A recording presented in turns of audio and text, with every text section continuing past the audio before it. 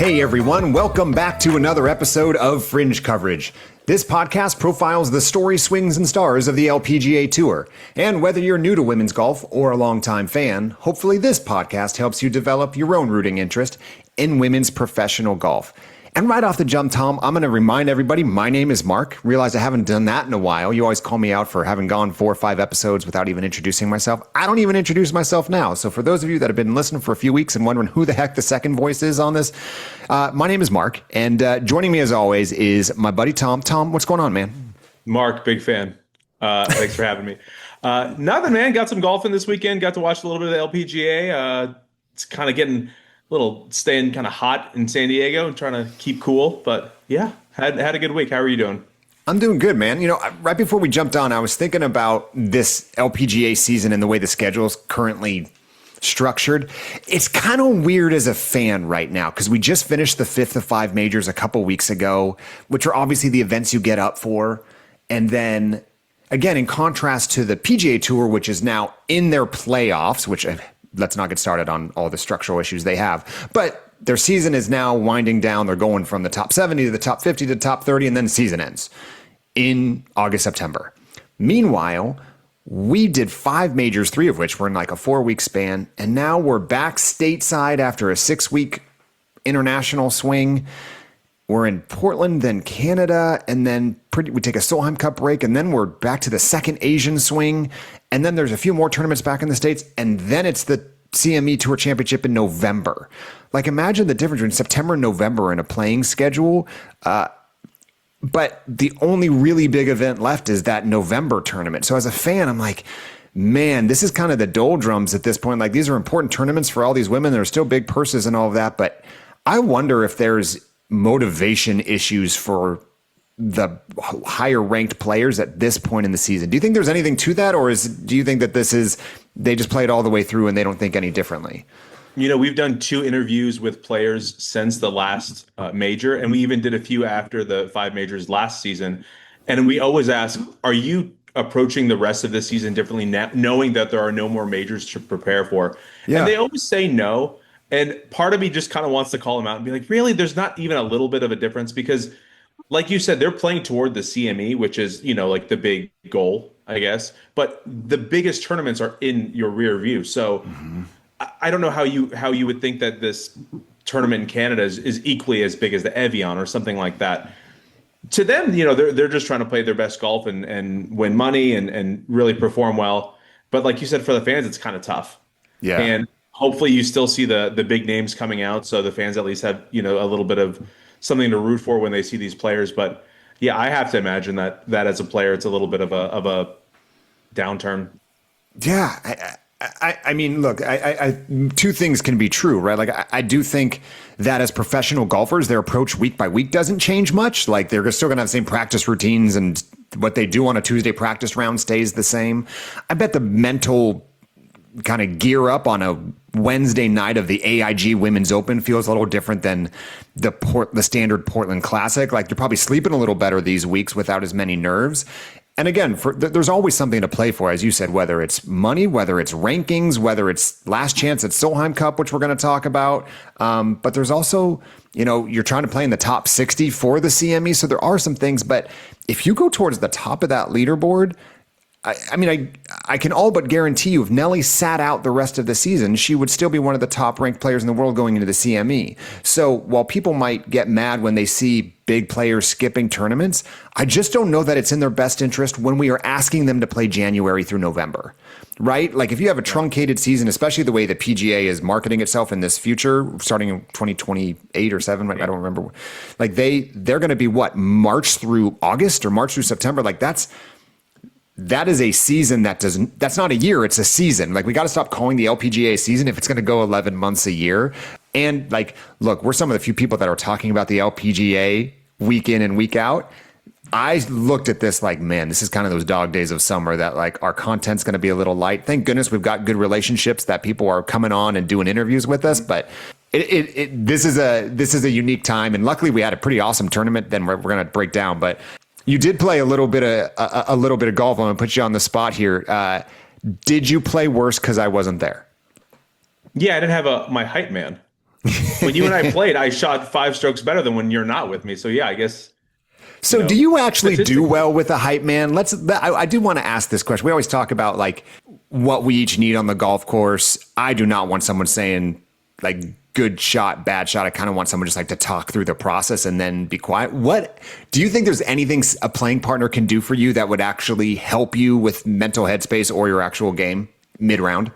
I started thinking, I wonder if having somebody who's close to my score is good for me or not. Because when I played, I beat the second guy by like 8 strokes or something. It wasn't like particularly close. And we were playing a side game. We were playing Wolf to kind of make things a little bit more even because there's a bit of a disparity between the 4 of us. When you and I played, you beat me by 1 stroke. And I wonder if like having that challenge is good for me. If it's something that like, it's not something that I'm paying attention to. I'm cognizant of during the round, but maybe there is a part of me that is paying attention to that. Like, wow, Marc just stuck that from 130. Now I need to go attack it as well and try to keep pace with him. I think at the very least, it keeps you engaged. Like if if it becomes silly golf early, right? If you go into the round saying like, hey, we don't care, we're going to pick up on a couple holes. Like if it's like a guy's trip and like that's one style of golf that we play.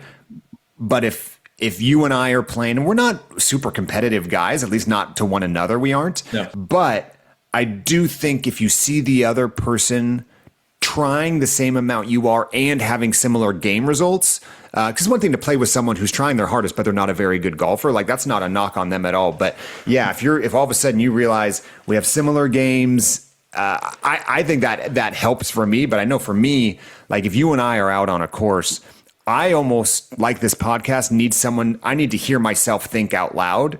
And I don't do that by myself. So with someone like, hey, I'm thinking about punching this under the trees. Is this smart? Like that helps me a ton. Even if your advice isn't the thing I end up going with, it is somebody who's like, once you hear yourself say like, well, it's like a 1 in 10 shot, but if I hit it, it'd be awesome. Like, why am I talking about anything other than the 9 in 10 shot, which is the pitch out? Yes. You, while you are a good hype man, you're also a bit of a scold. Like you will get on me if I get down on myself or if I do something that I shouldn't do. You will definitely call me out on that. That's a management style flaw for me too, because it's what I want, and that doesn't mean that's what you want. It's just I know that's how I would want people to talk. Like, come on, man, you're better than that. That gets me into gear. But some people hate that treatment, so we got to be careful there. I don't like it, Marc. Just okay, letting you know. Good. I'll just say great shot when you duff it. I think I don't like it, which is why you continue to do it, so you can make sure that I stay under your thumb. I mean, you said it, not me. I'm not going to reveal any trade secrets here with the mass numbers of listeners we have. All right. Well, we're going to, the quick run of show. We will recap the Standard Portland Classic, really fun tournament. There were some notable miscuts and some things that were a byproduct of this tournament that will impact the Solheim Cup that we'll talk about. And then we'll preview this week's CPKC Women's Open in Canada. And Tom, you've got a couple other segments we're going to get to. So back to my comment about this time of year, it figures that major season's done and now Jeeno starts to clean up, right? Like I almost don't want to say it, but Jeeno is one of my favorites. And my wife was watching with me yesterday. I'm like, everything about this woman's aesthetic, I love. I love the way she dresses. I love her swing and the way she just absolutely early fires those hips to get through the ball. And she just looked like a wrecking ball today. I mean, or yesterday, the scores were low, and Jeeno does really well on those types of courses. Like Jeeno knows how to go low with the best of them. She fires a final round 64. You don't see that a whole lot, especially on the LPGA. Final round 64 to win. She came out of the gates. She was far. She was. This was not a runaway from the jump, but then she birdied 3 through 7, 5 straight holes. Then she gave one back on 9. Then she cashed just an awesome eagle putt on 10 and went, uh-oh. Like Jeeno could go historically low, but she actually kind of stalled out. Bogey's 12. And then we get to 16. And I'm going to, Tom, just prep yourself. I'm going to purposely not say names here for this little recap because I want you to attempt to do some pronunciations of the top 5. So if you want to start studying right now, so be it. But you have about 120 seconds before I'm going to throw it to you. But I want you to pay attention to what I'm saying right now. Did you watch the 16th hole, the par 3 that Jeeno hit it and she got the weirdest break? So it's a long par 3. She runs her shot through the green and it pushes up against the collar, like right where the green meets the rough. And it was thick rough, but it sat right on the edge. So she couldn't get a putter on it, but there's really not much of a chip there. But so she pulls wedge and everyone says like, this is going to be a tough shot. And she gets it maybe halfway there, leaves herself like an 8-foot putt and cans the putt. And I was like, that is the moment she's going to win, because she had a 1-shot lead at the time and it looked like she was about to give it back. It looked like a certain bogey, like a type of Jeeno 4-putting Kroger-esque moment that she's like, nope, I'm going to make this putt. Goes to 17, just makes the classiest, most clinical birdie ever. Like center of the, like hits a green, takes the slope, leaves herself probably like a 7-footer, jars the putt. Now has, and her playing opponents, whose names I'm not saying, were putting the pressure on her. So she had to maintain her 1-shot lead. She gets to 18, misses the green, which I go, oh no, here we go. She has a 1-shot lead. Just the classiest chip that leaves her a tap in to win. Like there was so much nerves around the chip. They're like, oh man, she blades this. Who knows what's going to happen? Left no doubt. Now, it's rich calling it leaving no doubt when Scottie Scheffler, meanwhile, wins a PGA Tour by 8, wins a tournament by 8 this week. Jeeno made it look as stress-free as possible down a stretch where she actually was not hitting the ball that well, with the exception of that approach on 17. So she wins by 1. It was awesome to see her play well. It bums me out that she didn't do it for the 5 majors that we saw. I mean, again, she had quite a few top 10s, but was never really in contention for those majors. But here we go. It's that time of the season where you mentioned earlier they're playing for checks, and that CME Group Tour Championship, that $4 million plus payout that Geno's won each of the last 2 years. Who do you think the favorite is going into that? By the time we get to November, it might be Jeeno, not Nelly, just because of the way she plays Tiburon. So there you go. The only other note I have specifically on Jeeno, round 3, she only had 25 putts. 25 putts. That's nasty. Now, again, read between the numbers there and see if she just missed a lot of greens and just chipped and 1-putted, but there's probably a bit of both. But anytime you've got to go around in 25 putts on the professional level, you're probably doing something well. So before we go any further, Tom, it was a very international leaderboard. It was an all-tie podium finish.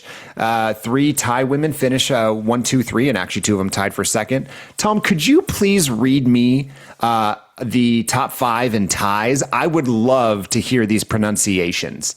Sure. Now, are you going to call me out when I get it right or wrong? You tell me, do you want me to do it in the moment or wait till the end? Yeah, pretend like it's a round of golf and call me out when I do something wrong. Okay. Okay. T5, we have Celine Boutier. Okay. We'll work on your French, but that's fine. Boutier? Is that Boutier. probably? Yeah, nice. Excellent. Okay. 1 for 1. Narin An. Narin An. Very good. Pajari Anana Rukarn. Oh, 3 for 3. Cooking. Sophia Schubert. Yep. Gave you a free pass on that one. The one American. Go for it. Okay. Chanet Wanasayan.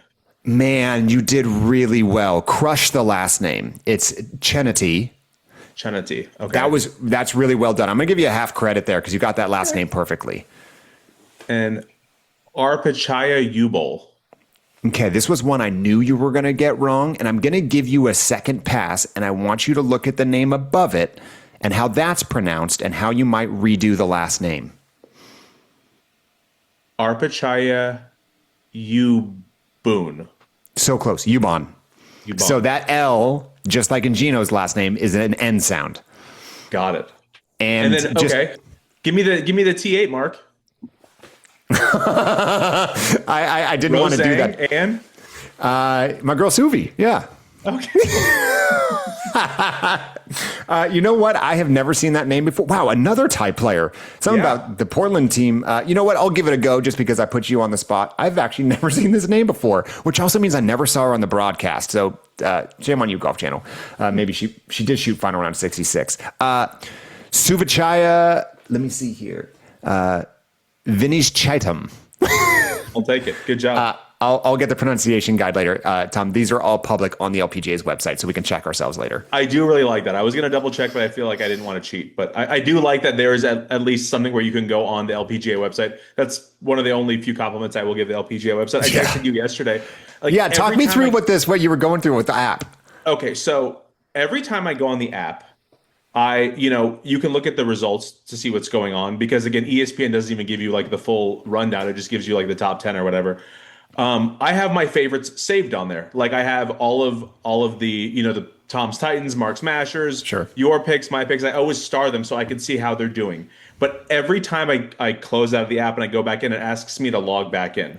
Oh, I'm like, why are we doing this? I visit this app 10 times a week. Like it shouldn't keep kicking me out every single time. So yet another complaint about the LPGA. Sorry. I would hope that's a short list to do for them of the things that they're trying to do. Obviously, there's a lot of things between media broadcast deals. I hope the app is something they're looking at. Every time I open a story, it fades to like a grayed out screen, like if you imagine the normal brightness of an iPhone, and as soon as their homepage looks normal. As soon as I click on a story, it fades it to like this weird grayscale that I have to squint to read every time. It happens on my wife's phone too.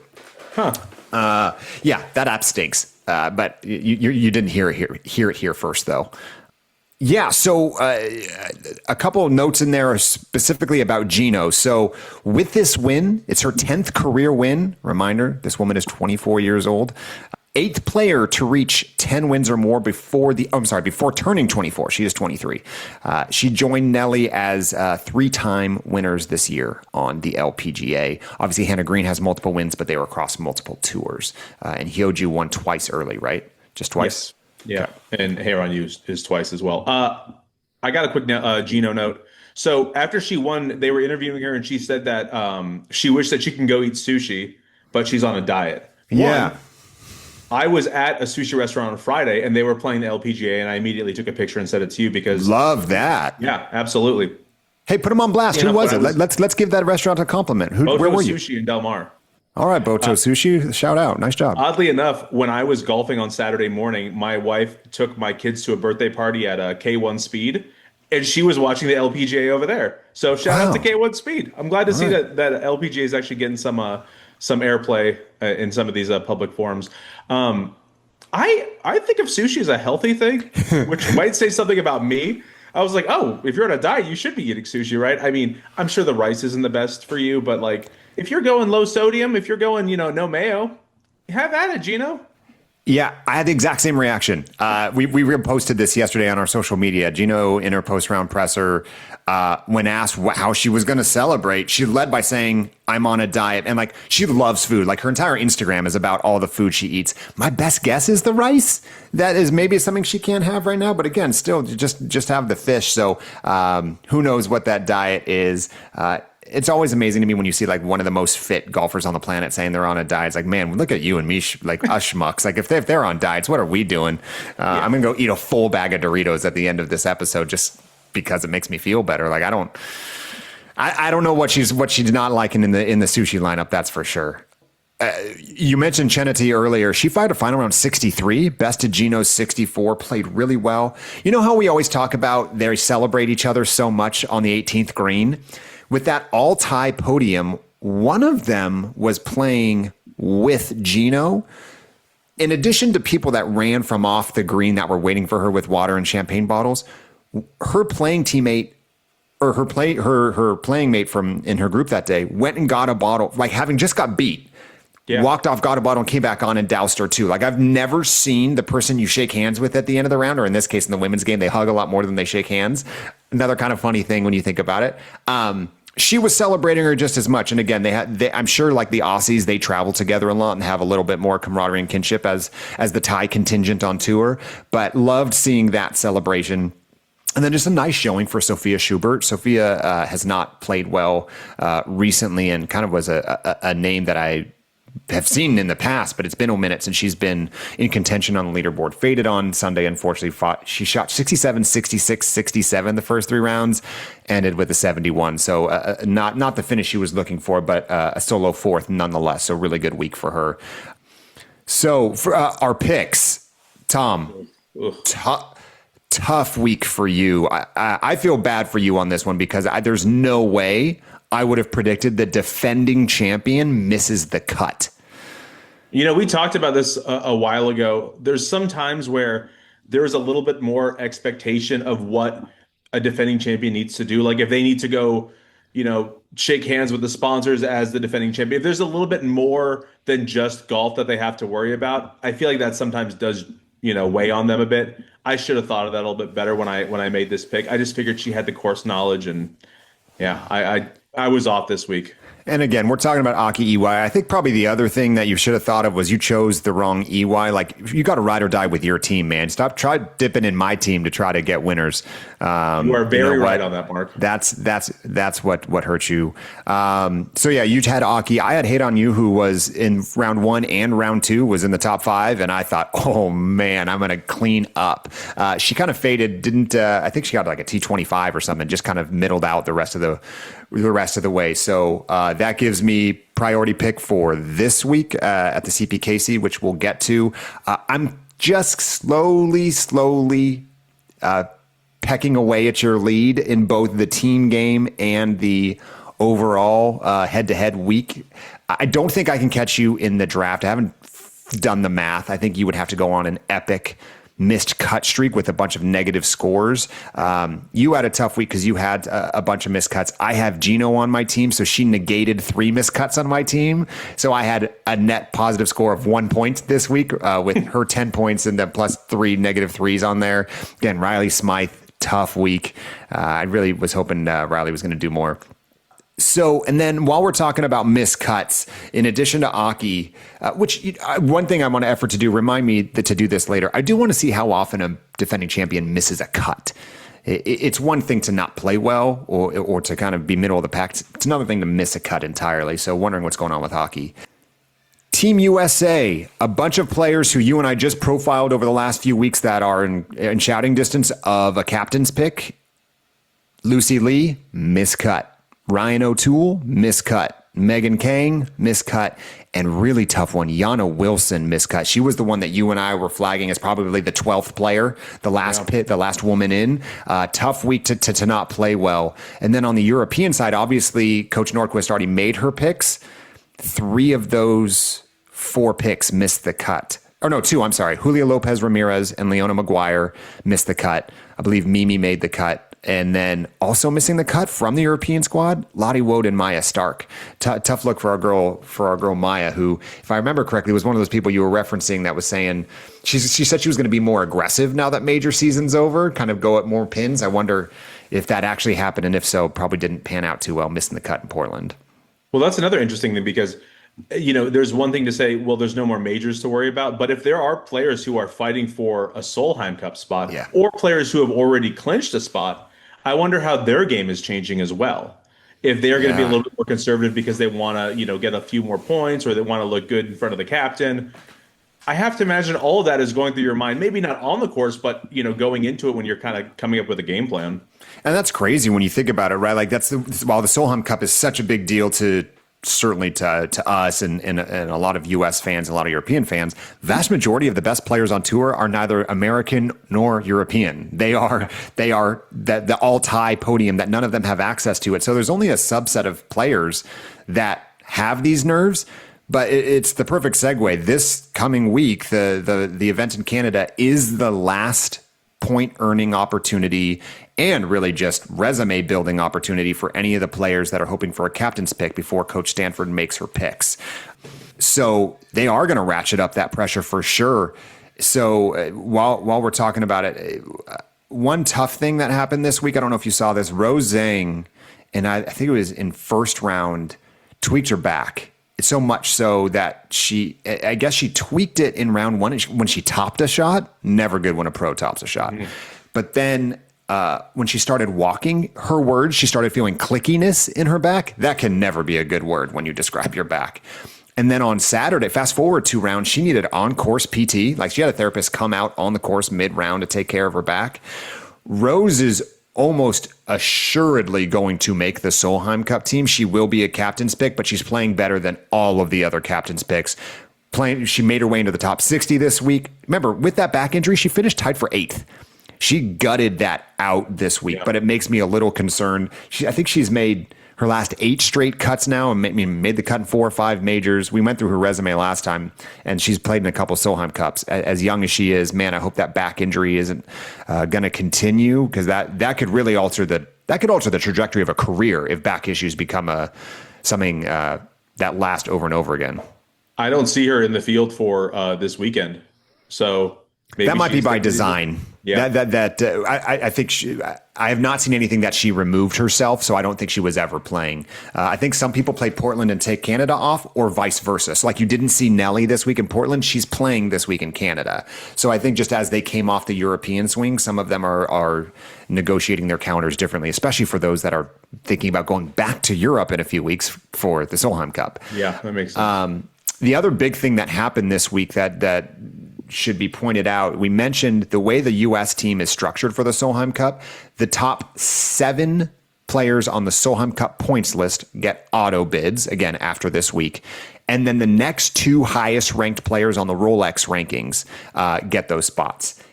Of those top 7 Solheim Cup players, 5 of them have already been invited. Nelly is a lock, Angel's a lock, Austin's a lock, Yalimi's a lock.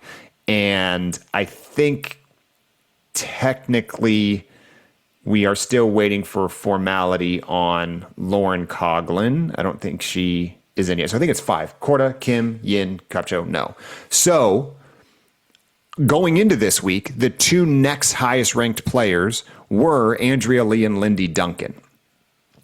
Allison Lee, despite not playing this week in Portland and Lindy making the cut, passed Lindy for the second Rolex spot. Reason being, Rolex is a rolling 2-year thing that a couple things that Lindy played 2 years ago. And it's not just straight up 2 years. It's the last 6 months and 12 months are weighted more than the 18 months and 24 months. So some of those tournaments that happened in 24 and 25 were doing heavy lifting on the points for Lindy in the Rolex rankings. Those have dropped. So despite her playing and playing better than Allison did because she didn't play this week, Allison passed her because some of Lindy's past performance fell off that ranking scale. So that now puts Lindy out of the Rolex top rankings, unless she plays well this week in Canada. Allison Lee, who again didn't even play the first few months of the year because of maternity leave, has now cemented her spot along with Andrea Lee, Allison and Andrea Lee. That's an easy thing to remember of who gets those 2 Rolex spots. Now Lindy's in that pool of people looking to get one of those final 3 spots. Lindy has not played well, as we just talked about. A lot of her heavy points lifting was from last year. She played well at Chevron. She was one of those people in that 5-woman playoff that was really weird last year. So I'm really curious if Lindy gets a pick just because she's not showing great form. She's making cuts, but not really playing super competitive. So Jenny Bay was another person that I think maybe we gave some underbilling last time we talked about it. Jenny did make the cut. We mentioned all those people that missed the cut this week. Beyond those 9 players that have auto bids, I think Rose is a lock at 10. And then you have some mix of Lindy Duncan, Jenny Bay, Megan Kang, Ryan O'Toole, Lucy Lee, Yana Wilson, Melanie Green, maybe, but I don't think Melanie's looking, and Yana misses the cut. Megan missed the cut again.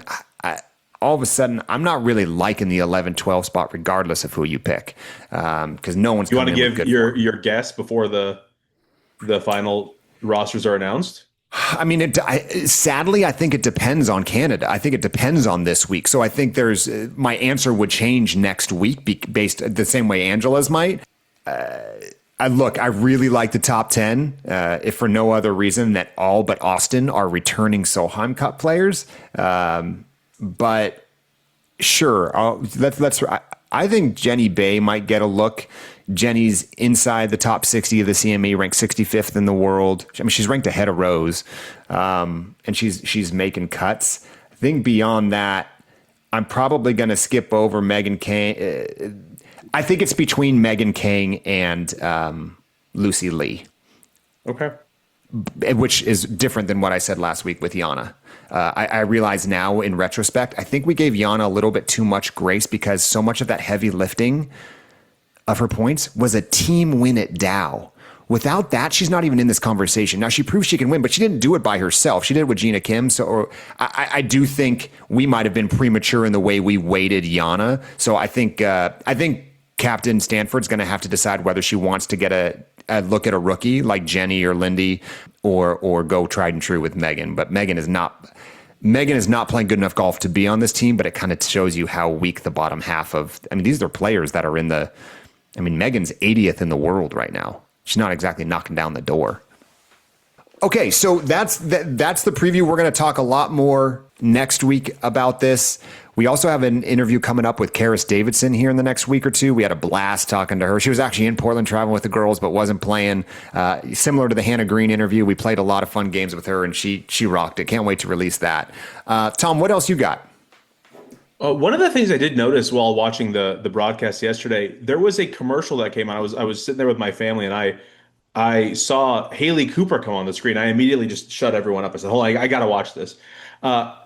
I thought it was odd to see Haley Cooper on the screen because she hasn't really had that great of a season. But the entire commercial, it was a Ford commercial, and it was about how her family and the people she surrounds herself with really help her focus on the game of golf, and they're there for her through her ups and downs. And it reminded me, that was one of the first things that we talked about during her interview. And I implore you all to go back and listen to it if you hadn't, because she really shed some light on the tour life and how important it is to have a good support system around you, to have a hype man, with you on the course. So shout out to Ford, shout out to Haley Cooper. Well done. Yeah, Haley is an ambassador for Ford along with Melanie Green, Michelle Wee, and Ford has made a pretty big investment to showcase players. That's part of their partnership with the LPGA, is to show player profiles throughout the year. So these were all pre-produced before the season started, and they've rolled a few of them out. That's been running about every other week on tour, or on Golf Channel at least. And it's interesting because you mentioned her family life. It kind of makes sense when you think about what Haley said to us. Remember, Haley switched schools. She went from UT to Texas A&M after she didn't have that support system. I do agree. It's probably a tough year for Haley to be a featured face on the LPGA when she is not playing well. She was dead last after round one. I think I texted you this week, and then missed the cut by a mile, and that's been happening a lot. I hope Haley, kind of to the point of that commercial, I hope she's getting the support she needs. It's also just it's really hard to win up here. I think one of my favorite interviews, and I've referenced this person a lot, but not this part of the interview. One of my favorite interviews we ever did was with Brooke Matthews. Remember, Brooke was one of those people who right out of the gates played well at Epson, went up to the LPGA, and then just got her ass handed to her and went back down to Epson and realized in retrospect she wasn't ready just for tour life and all the things that come with it. Cut her teeth again on the Epson Tour for a couple seasons, came back up, and then made the CME Tour Championship. All of a sudden, kind of pieced it all together. There is a significant learning curve. I don't care what professional sport you talk about. Think about an NBA athlete who you say, what's the difference between college and pro? And they're they're not comparable. They're maybe a little bit more comparable now because of just the way the game has evolved. But any jump you make at any level is significant, and the pro is the biggest one. And that's just the golf side of it. You're playing all of a sudden against Nelly Korda, and you don't have any type of statistic the way she does. And then on top of it, you have to now travel internationally and figure out how to lead your life. It feels like Haley's kind of in the spin cycle right now of welcome to the LPGA. Nothing more than that. But I hope that, at this rate, keeping her cards probably going to be a tall task here the second set of the season. So hopefully she's got some really good learnings that she can pull from as she continues her professional career moving forward. Yeah. Every so often you'll hear a stupid argument can Alabama beat the Cleveland Browns if they played head to head? And it's there is no comparison between the two. You have to imagine that the best players from college are making it to the pros, but they're playing against all the other best players, in the years prior. So yes, if you are jumping up to the LPGA, it is a completely different level than college. So yeah, good on her. Hopefully she can turn it around and kind of have a little bit of a salvage for the rest of the season. Totally.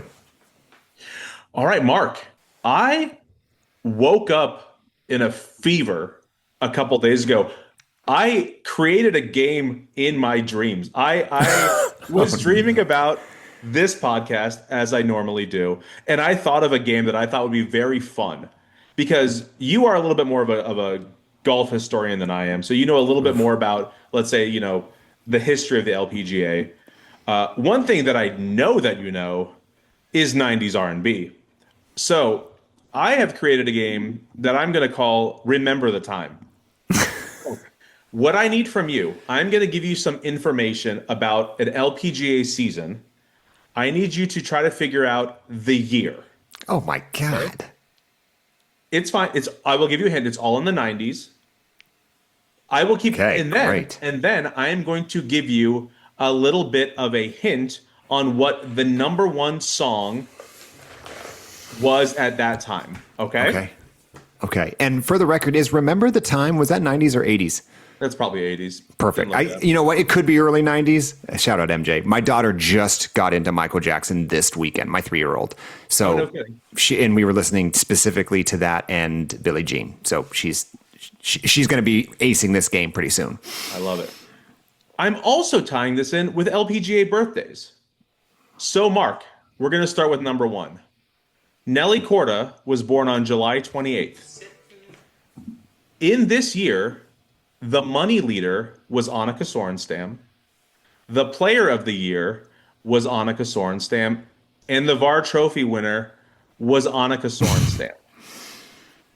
I need you to tell me what the number one song was on July 28th. And here's your hint for the song. Critics compare this duet to a 1982 song by arguably the world's two biggest pop stars of all time, sharing 3 of the 4 words in their titles. You just threw way too much at me in one like, am I guessing a year? Am I guessing a band? What am I guessing now? I need a year. Okay, let's do one at a time then. Okay, Jeez Louise. You can't throw the band stuff at me when I'm trying to figure out Annika Sorenstam stuff. Okay. Okay, so July 28th of this year, Nelly was born. Is that Yes. what I heard? Okay. Yes. And also in that year, Annika swept all the awards and was Yes. the best of everything. So the first question is, how old is Nelly Corda? Okay, so But if you could figure out the song, that might help you with the year. yeah. Let me just I got to piece this together, man. Let the old noggin process here. Okay, we've got to be late. Nelly is late 20s. She's not 30 yet, right?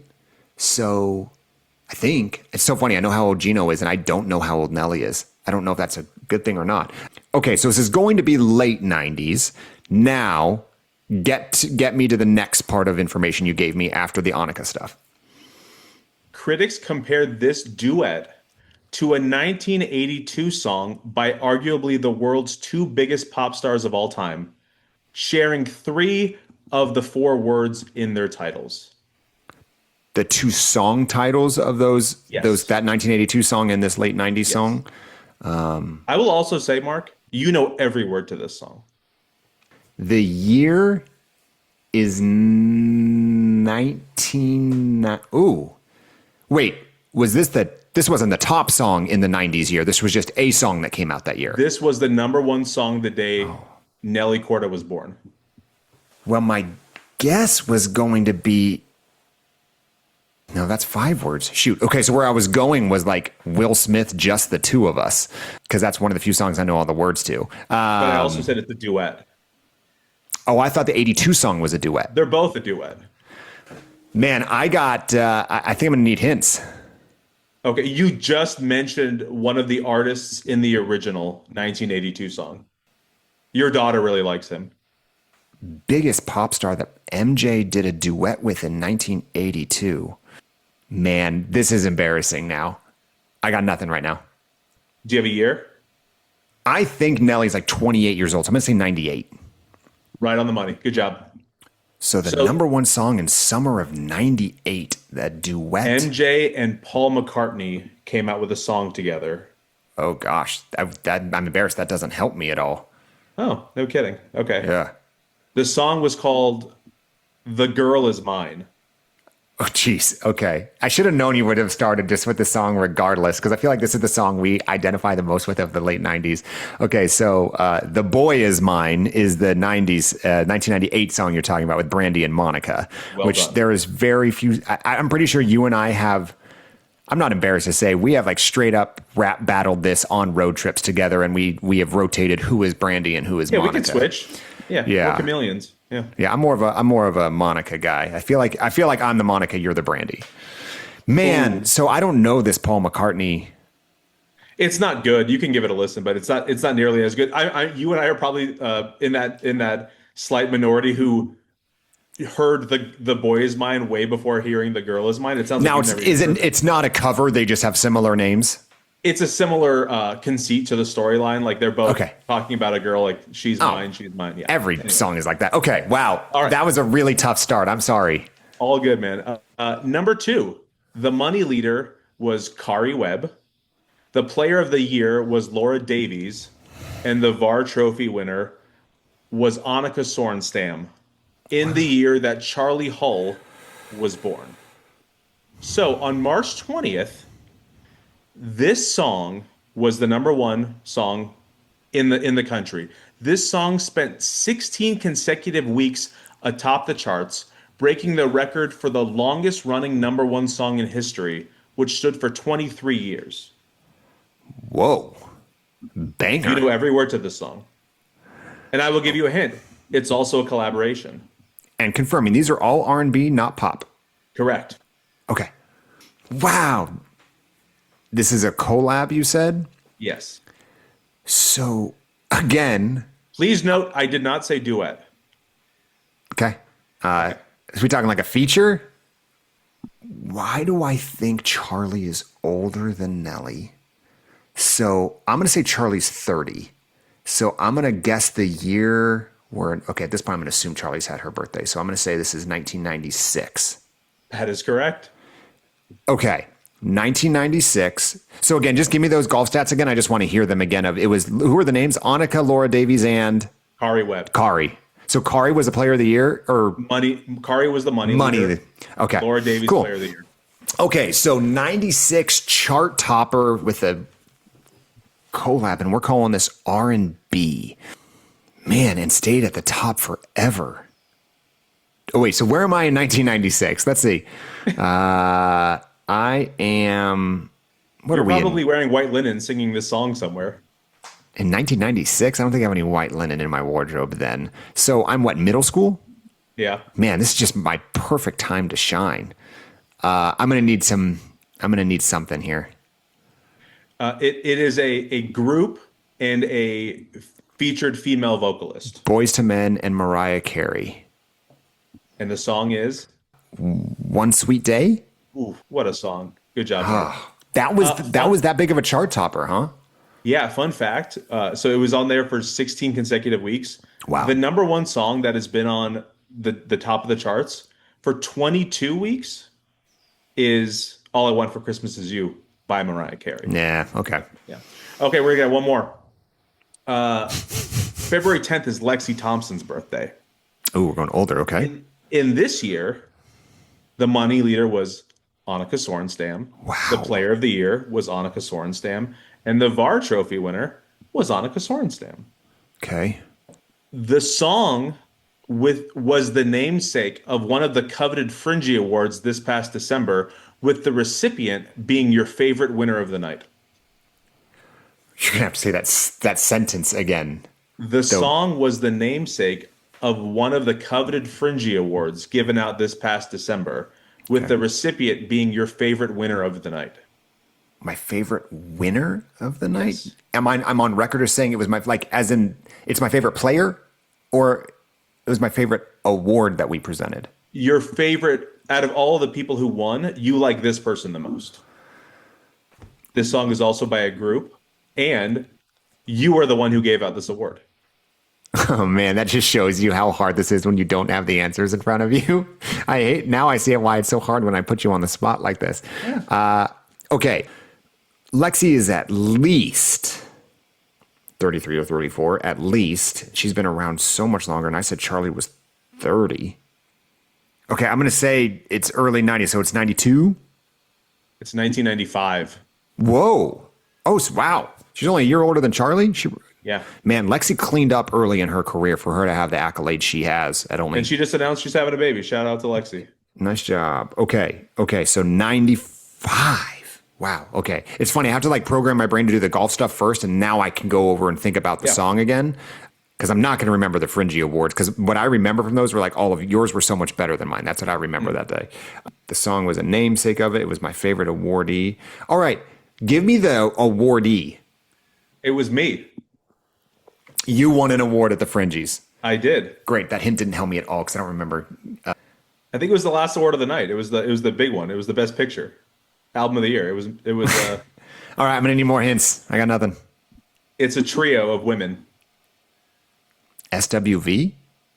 Close with the naming. TLC? Yeah. All right, so we're either at Creep, Scrubs, or Waterfalls here. What award would I have given you in the Fringies?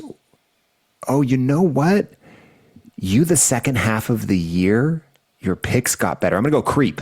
Creep. I was creeping up on you. I awarded something like I was blowing you out early in those standings, but then once you figured out the LPGA, you got really good and you closed the gap, something like that. Yeah, you gave me the Creep award. Man, I love the game so much better than my performance. I'm so sorry this made for such bad podcast listening. All of you are probably shouting it as I'm listening, but man, great game, horrible performance by me. I apologize. Hey, we'll do it again. You were good with the years. Man, I didn't realize how close Lexi and Charlie were in age. I think that was my biggest takeaway. Yeah. Well, speaking of Nelly, I did find one random note. This week, Nelly retained her number one ranking despite Jeeno, the number two player in the world, winning. That just shows you how big of a lead Nelly has. It's her 125th career week ranked at number one, not straight, just career. That puts her tied for third all time with Lydia Ko in number of weeks ranked number one. Only behind the leader is Jin Young Ko at 163 weeks. So again, another basic, almost whole year she would have to go before she clips her. And Lorena Ochoa is only 5 weeks behind Jin Young Ko on that list. So Nelly, again, when you win as many times, 7 times in a year, and then come this year and win 2 majors, she's got a pretty big gap in those Rolex rankings, and I don't see her fading anytime soon. And Tom, I'm just going to do a big spoiler now. I think that's a perfect segue to tell you that is who my pick is this week for the CPKC Women's Open. I'm going Nelly Korda. Wow. Nelly's playing again, and her stats, man, are silly. I think we've profiled. Obviously, she started the year just in the final group every week, basically. Let me just tell you how she's played last year and this year. Tom, I don't think we ever talked about this. 2025. Remember, she didn't win, right?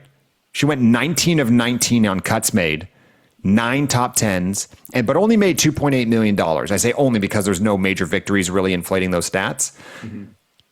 Contrast that with 2026. She's made 12 of 13 cuts, obviously famously missing the cut at Evian because she does not like that course.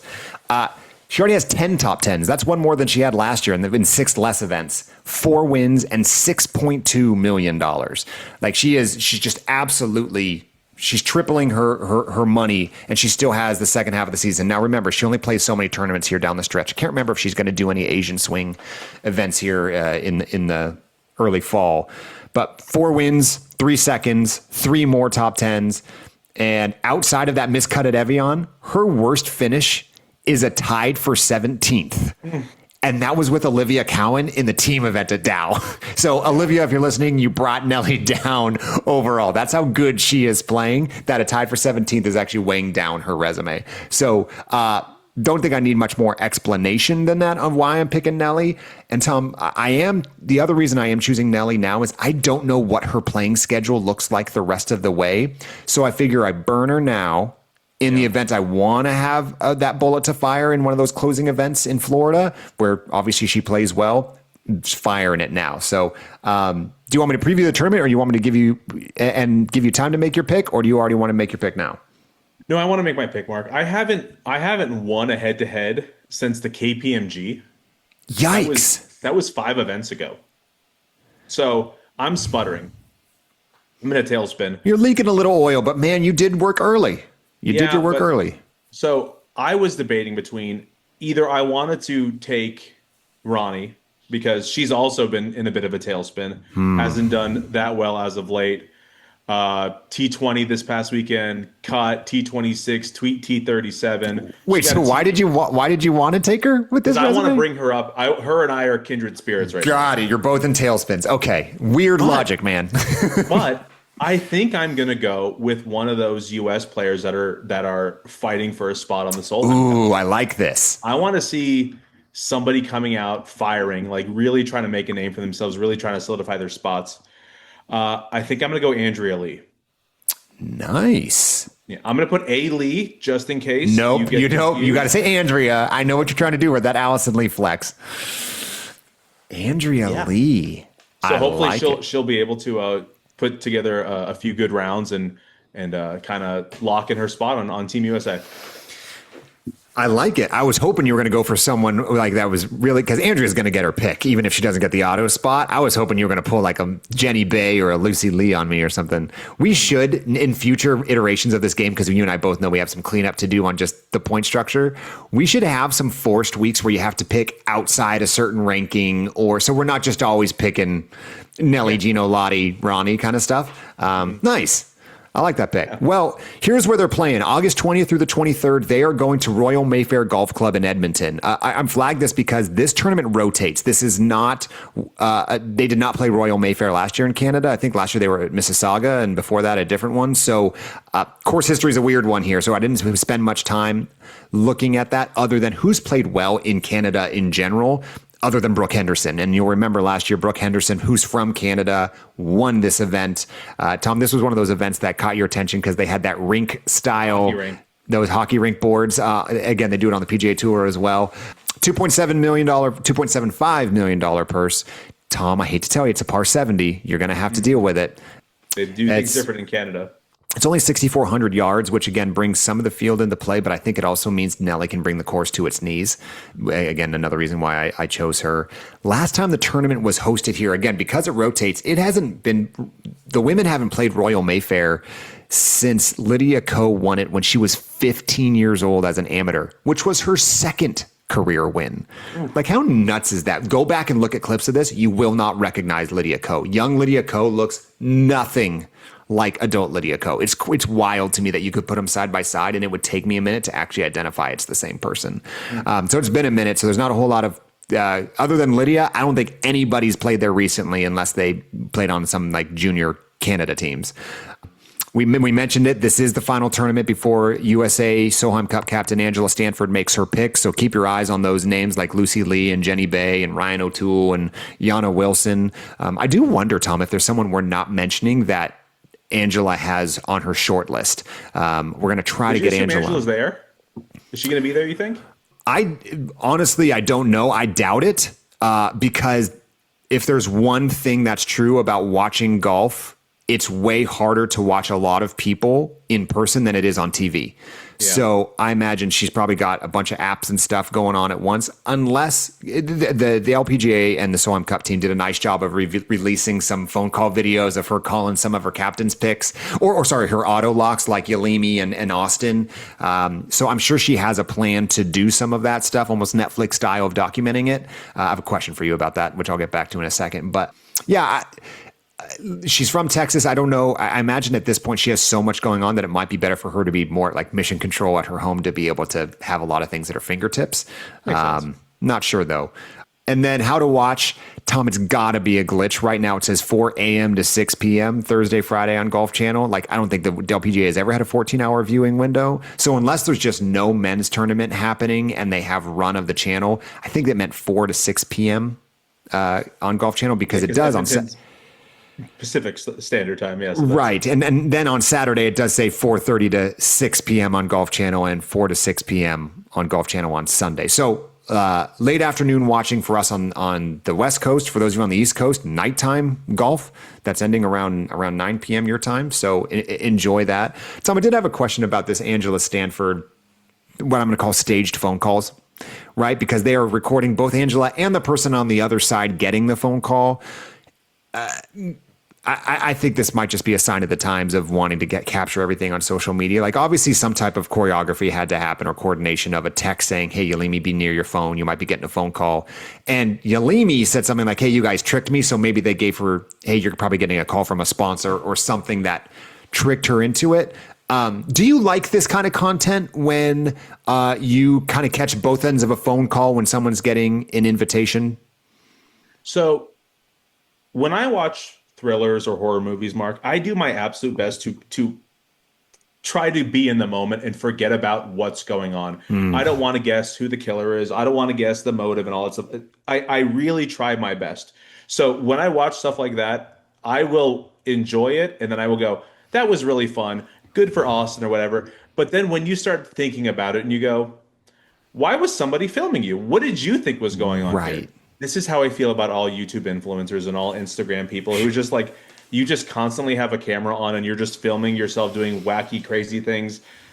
Yeah, if you peel back the layers a little too much, it kind of, and you see how the sausage is made, it kind of is a letdown.